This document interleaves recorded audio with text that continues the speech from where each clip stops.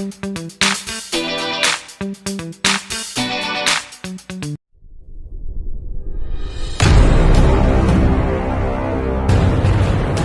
you, dear gentlemen, for turning up here for this occasion. And despite your hectic schedules, you have shown solidarity to the suffering people of Manipur.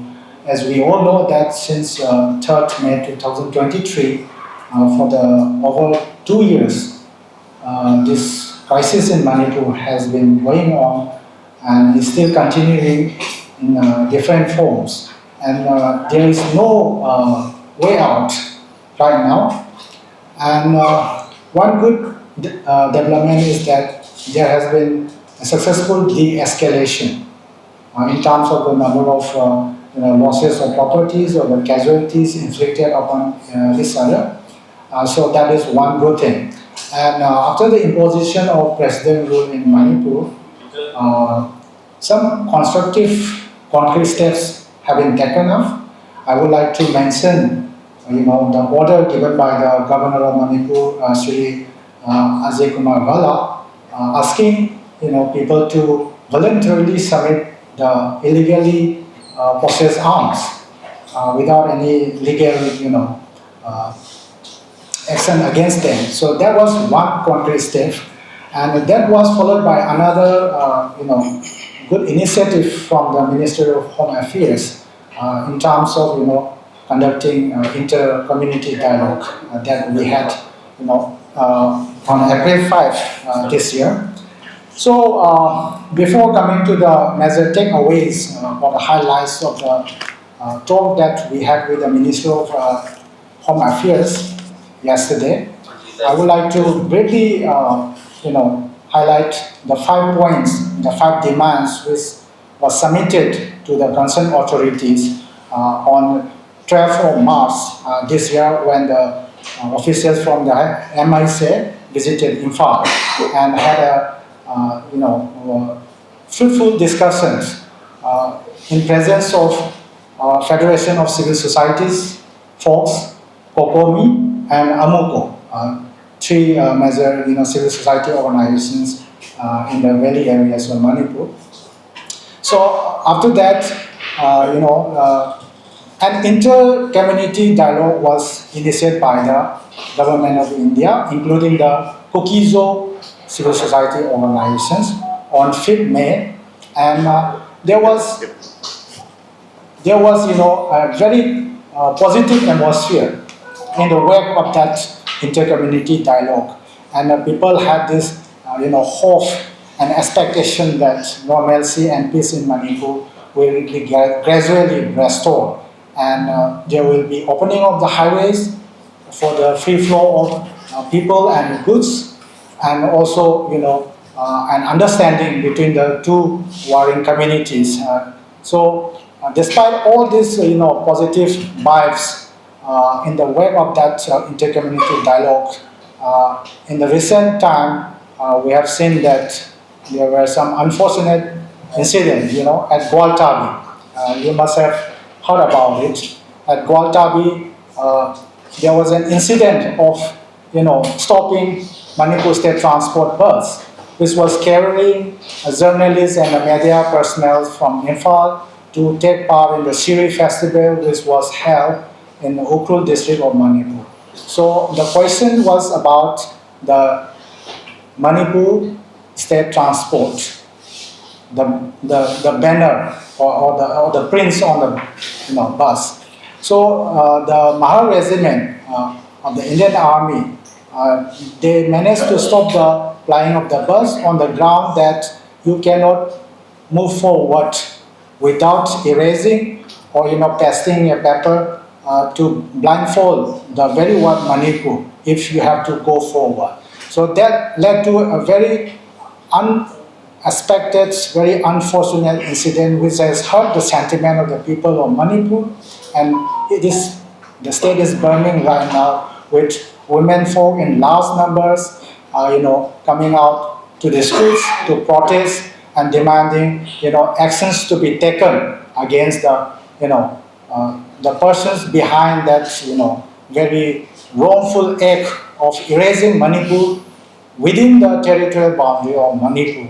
And this has been interpreted, this has been perceived, rightly or wrongly, as an attempt, as a provocation to dismember the very state of Manipur. And why I'm saying is because the question of the integrity of Manipur has been out there for quite some time, and people from Manipur, especially the Metis community, have been, raising their voice, saying that this centuries-old, state with a written history of more than 3,000 years cannot be dismembered, and we have a very unique history of, joining the Indian Union, basically the dominion of India in 1949, and the understanding given by the first Prime Minister of India, Pandit Jawaharlal Nehru, on the sanctity of the territorial integrity and unity of Manipur.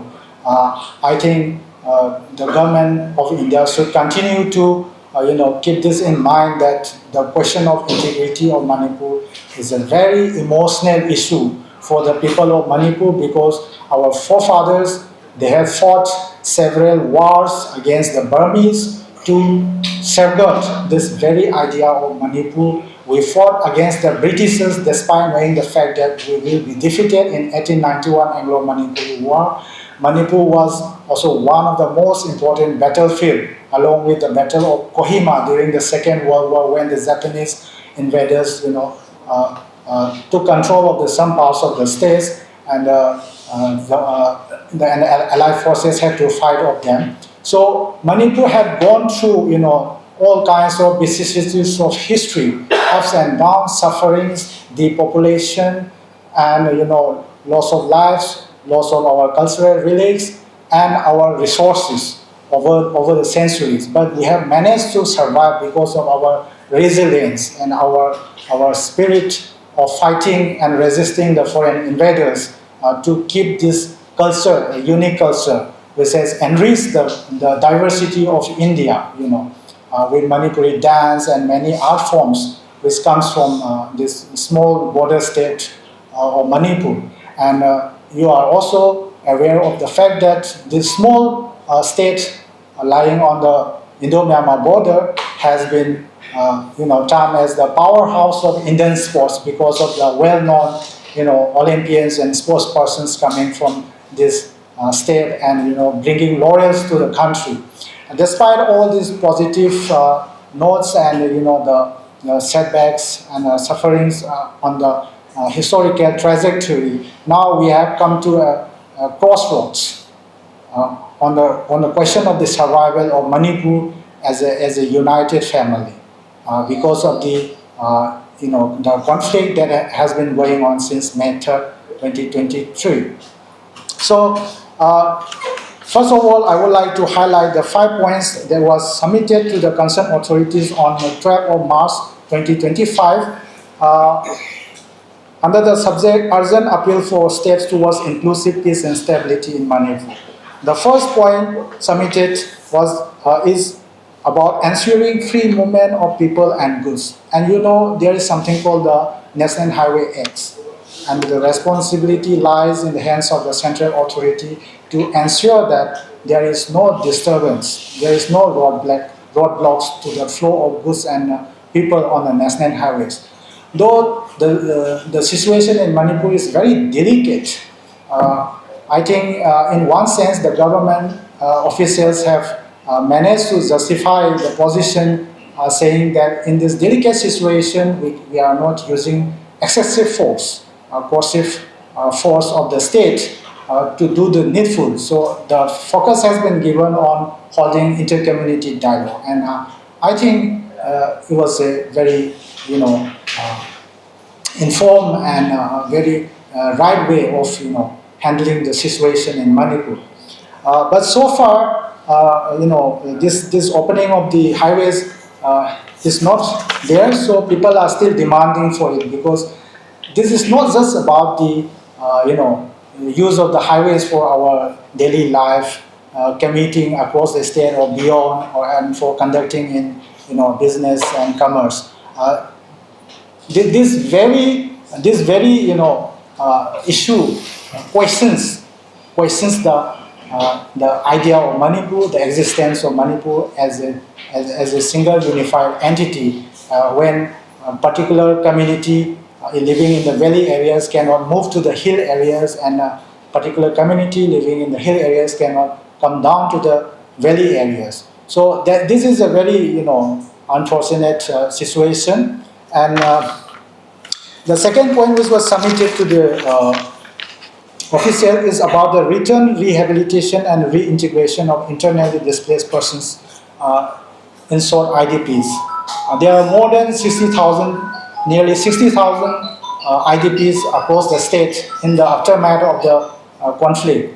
And irrespective of their communities and ethnic affiliations, these IDPs, they long to go back to the original homes or the village where they were living their life, and people are complaining about the inaction on the part of the government of India to do the needful to ensure their return and resettlement to their earlier places of residence. But during our interaction with the officials of the Ministry of Home Affairs, it has been clearly stated that this kind of things will be taking some time, as use of coercive measures to do that kind of action is detrimental to the communities involved here. So, as I said earlier, the focus has been on holding inter-community dialogue to bring understanding, and then making a way for bringing normalcy and peace to the state. So this is one crucial issue that we are dealing with right now in Manipur, the question of the IDPs.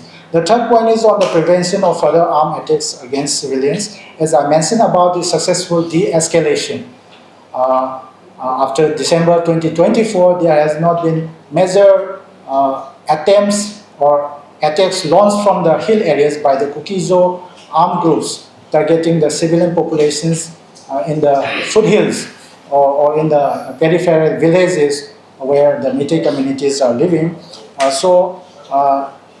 Armed attacks as of now is not happening there, and this is one positive note that we can take away.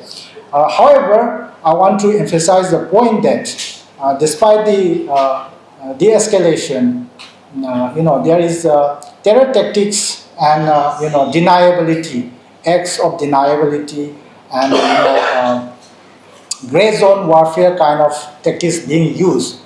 Especially, I would like to mention the cases of disappearances of people. In the latest cases being the disappearance of Laisam Baburam. Kamal Babu, Laisam Kamal Babu, from Lemakong army camp, and the disappearance of Luang Them Mukesh. So these are recent reports of disappearance of Meitei, people, and there is no, reports about them so far. So we take these cases of disappearance as an exploitation by the Kuki armed groups, of the legal lacuna, without any reports of the whereabouts of these people. There is no legal, action to be taken, and there is the deniability factor playing here. So the culprits are, going scot-free, and there is no justice delivered so far. As per the reports, there are 33 cases of Meitei civilians, missing since the start of this conflict. Now, the fourth point is on the conducting of a comprehensive demographic study. So people generally talk about the National Register of Citizenship, or the NRC, to detect and deport illegal immigrants coming from across the border, especially from Myanmar. So this has been put as one of the important points to the government office, the concerned authorities. And the fifth and the last point of the memorandum submitted to the Government of India is about ensuring unconditional and inclusive dialogue process. And so far, I would like to send out this message that after the first inter-community dialogue, yesterday we had another round of interaction with the Ministry of Home Affairs, led by Sri A.K. Mishra, advisor Northeast to the Ministry of Home Affairs, and Sri Rajesh Kamble, Director IB, Ministry of Home Affairs, Joint Director. So we had a very fruitful and constructive discussion on a range of issues. And it has been clearly stated from the side of the Ministry of Home Affairs that the issues of opening the national highways, the issues of the resettlement of the internally displaced persons, these are going to take some time, and these are not achievable within a short span of few months or few weeks. So that is understandable on our part. That has been well noted. And from our side, we have requested the government of India to do the needful to take care of the IDPs in terms of taking care of their livelihood issues, financial needs, medical needs, and also, and most importantly, the educational needs of the children who are taking shelter in these various relief camps across the states. So there was the message given to us from the government of India, and we look forward to have more rounds of talks. Especially, we would welcome holding of the inter-community dialogue in the presence of the Kuki-Zo communities, because as I have stated earlier, this kind of dialogue with the Kuki-Zo community will play a very important role in bringing normalcy and peace to the state. And we are, handing over the responsibility to the government of India to ensure that the civil society organizations belonging to the Kuki-Zo communities, take into consideration the seriousness of the matter on the ground, and the high cost to be incurred by all the communities living in Manipur. So the violence in Manipur has been projected as an ethnic conflict between the Kuki-Zo communities and the Meitei communities. But in this situation, all the communities living in Manipur, including the Nagas, including the Meitei Pangals or the Manipuri Muslims, they are also suffering because of the tense situation. And yesterday, during our interaction with the concerned authorities of the Ministry of Home Affairs, we have put across the point that if we are seriously looking forward to bring normalcy back to Manipur, there is the need to change the moral framing of the conflict that is happening in Manipur.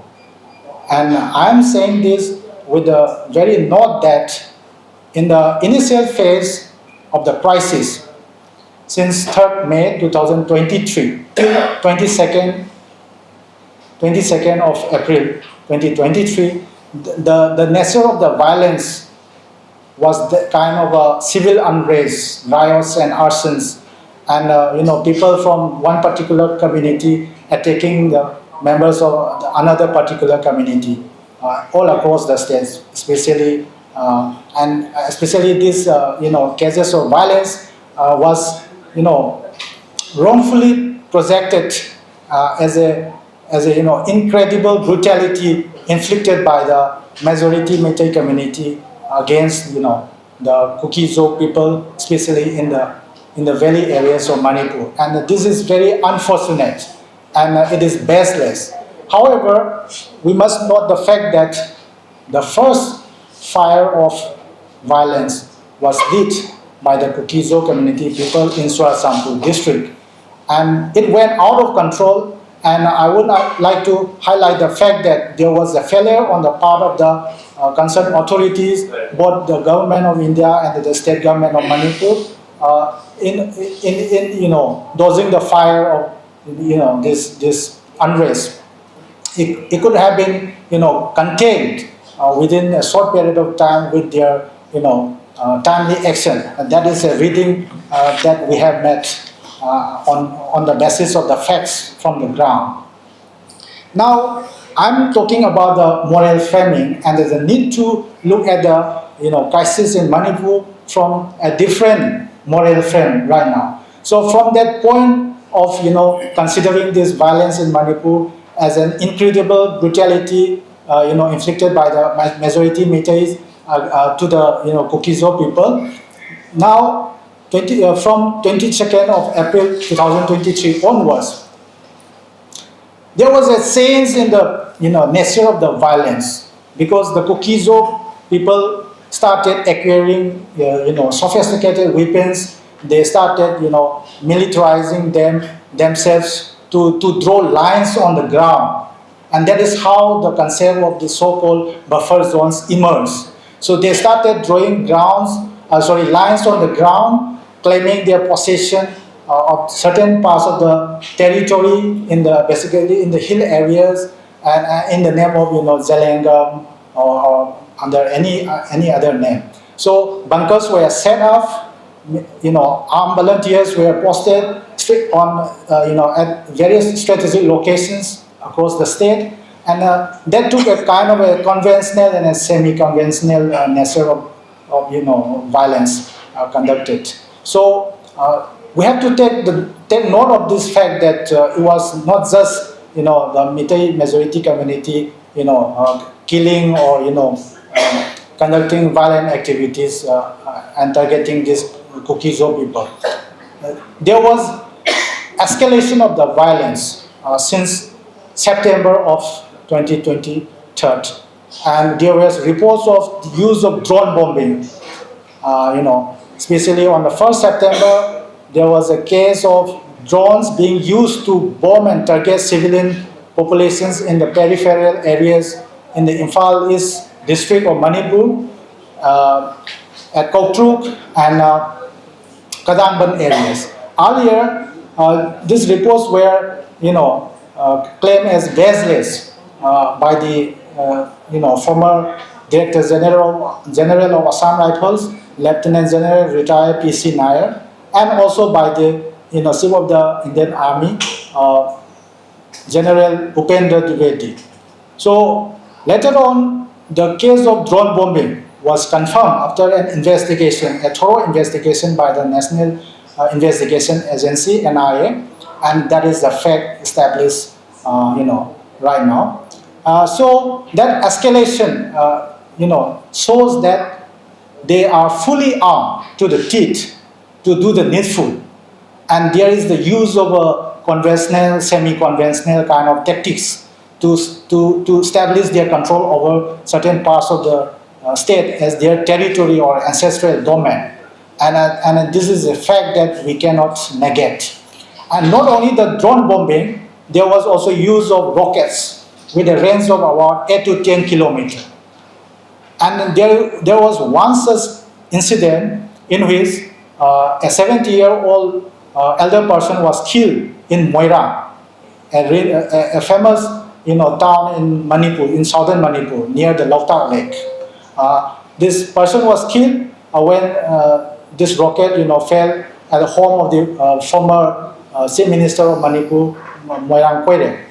So use of these sophisticated weapon systems marked the escalation of the violence, and that came from the Kukizo community. But here in mainstream media, the narratives has been that the Meitei communities has been the perpetrators. We are the perpetrators committing crimes against the Kukizo people, and this narrative is very unfortunate. And as I mentioned earlier about the disappearances of people as an exploitation of the legal lacuna and use of many terror tactics, and this gray zone type of warfare where there is a blurring of the line between the peace and conflict.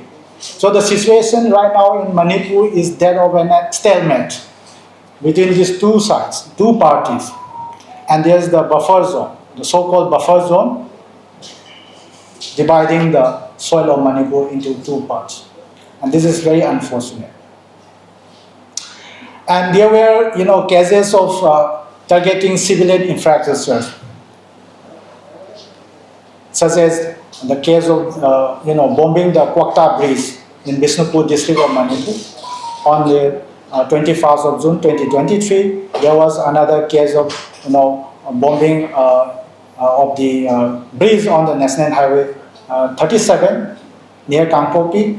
There was a case of bombing targeting the power transmission line at Cortland village.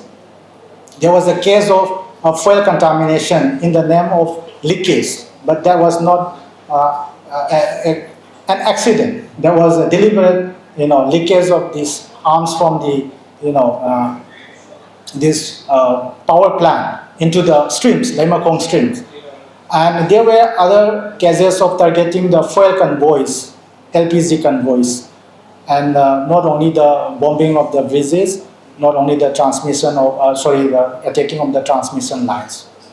And this situation, which is marked by the blurring of the line between the normal state, the peaceful state, and the conflict situation, is what we are enjoying.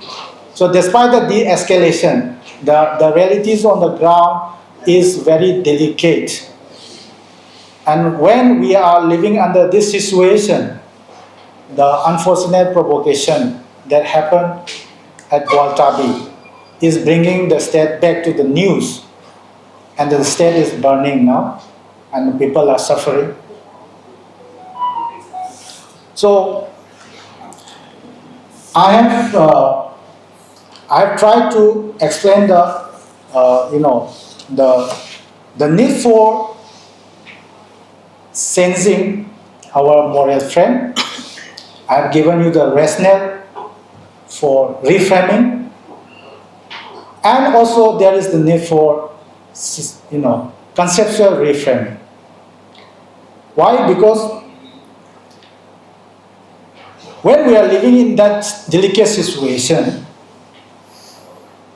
we have got many irresponsible statements from some of our well-known seasoned politicians, including our Union Home Minister, MHA.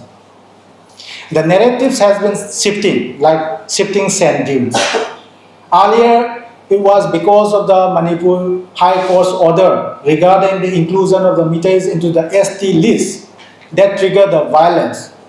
Next, it was about the presence of external forces and the illegal armed groups from across the Indo-Myanmar border that has led to the violence. And in the recent past, respected ministers, Sri Amit Shahji, Jyotiraditya Scindia, including Kiran Rijiju from Northeast India, they have stated saying that this is part of their tradition. This is the tradition of the people of Manipur, the communities living in Manipur. It is the way of life. So they are making such statements which are sending the message of normalizing the violence. And we read this as a kind of getting away from the responsibility, rather than taking accountability of the conflict and the sufferings of the people, the sufferings of the IDPs, and the financial problems that we are facing, as we cannot use the road transport to go to other parts of the country. These narratives are not doing anything good in the state. So I have this humble request to the government of India and to our political leaders that such insensitive statements should be avoided at all costs to avoid provocation and playing with the minds and hearts of the people of Manipur.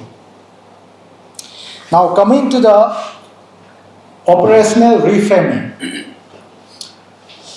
On the eve of the Christmas in December 2024, there was an incident in which nearly 100 well-armed Kukizo militants came down to Imphal East at Sanasabi area. and they started, attacking the peripheral villages. And in response,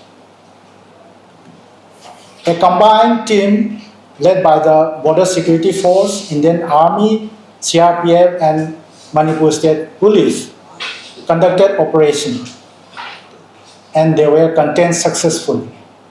So the reading that we have made from that incident is that India, being one of the most powerful military power in the world, with so many armed forces and agencies working for the security of the country, has the capacity to do the needful on the ground. But in Manipur it is violence and violence. yeah. So the thing is that the government of India is playing with the intent of those armed Kukizo people, armed volunteers, armed terrorists, but not working on degrading the capacity to inflict casualties and losses of lives and properties to the people living in the valleys. Why this game plan of playing only with the intent of these people, but not targeting their capacity to conduct violence?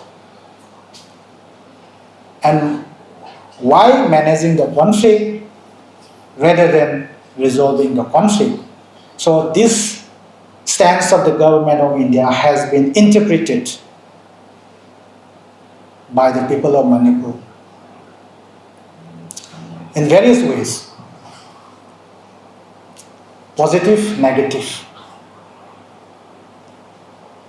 And this has eroded the credibility of the government of India, leading to building of, greater trust deficit between the government of India and the people of Manipur, especially with those living in the valley areas.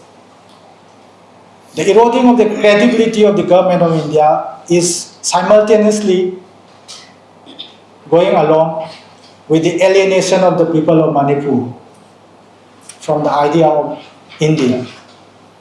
And being a border state, with the situation in Myanmar since February 2021, when the military coup happened, it is still going on without more end in sight.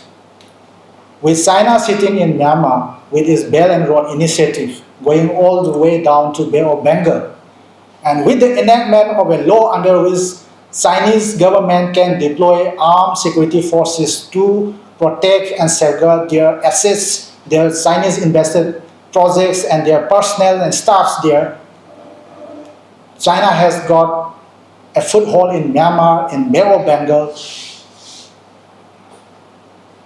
and they are sitting down there comfortably. So for national security and also for the geopolitical interests of India, especially in the context of Aegis policy, what is happening in Manipur, the volatile situation, the grey zone warfare kind of a situation, which is a stalemate without restoring normalcy and peace, this is not doing any good to the cause of the country as well. Yes, we are suffering. Being a citizen from Manipur, we are suffering, we are collectively suffering, whether you are a Meitei or a Kukizo or a Meitei Pangal or any non-Manipuri residents who are doing business in Imphal and other towns. We are all suffering. But the cause to be incurred by the government of India because of this situation, when we prolong this situation further, it is unimaginable. I'm talking about the long-term implications of the situation that is prevailing right now in Manipur. Last but not the least, I would like to talk about the framing of denial, the mode of communication that the government of India has sent out to the Kukizo people who have this political aspiration of demanding for separate administration or union territory by carving out the small state called Manipur. By carving out territory from this small state, they are demanding for union territory or any other administrative arrangement. Now, my request is that Manipur has a unique history. It has been there as a geopolitical entity for centuries. If we go through the pages of history of Southeast Asia, where Manipur used to be a very important player, along with Siam Kingdom of Thailand and the Burmese Empire, the Chinese Qing Dynasty, Laos, etc., etc.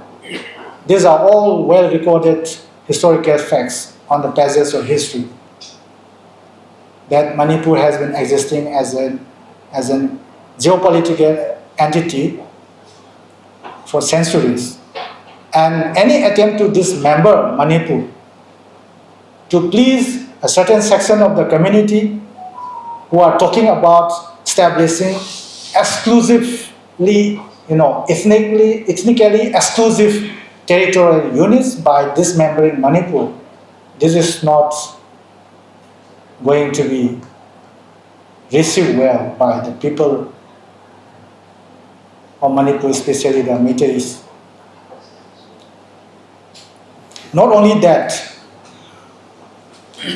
there is enough room for suspicion when the government of India is not conveying a strong message to the Kokizo community, or for that matter, any other community with a separatist aspiration to dismember Manipur, by telling them the fact that Manipur has an identity of its own.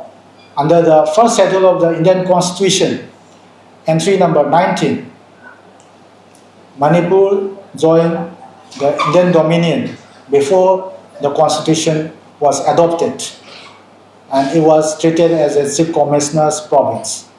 So the very fact of the pre-existing nature of Manipur as a state which was there before the Dominion of India came into existence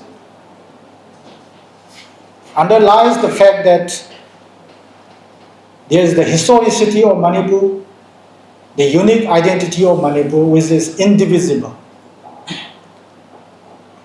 And by giving room with weak messages saying that there is administrative complexities because of the demographic patterns, overlapping demographic patterns with Nagas, Kukis, Meiteis all living together in every part of the state, I think the government of India is not doing a good service to these separatist elements. We request and we hope that the government of India will be little more down to earth, will be more stricter in terms of communicating to these separatist elements that Manipur, being a small state with a long history of its existence, with a unique culture, of composite culture, built up over the centuries by our forefathers, there is no room for it. This message can do a lot in terms of reassuring the Meiteis peoples who have been in the streets for years. Here I would like to recall the incident of June 18 in 2001. So I would like to conclude my briefing with a note that we are here to convey our messages, our grievances, which are genuine, and we have successfully done it yesterday while meeting with the concerned authorities of the Ministry of Home Affairs. And we hope that there will be some concrete actions, positive actions, and constructive measures from the government of India to bring normalcy and peace to Manipur at the earliest. And now I would like to open the floor for questions.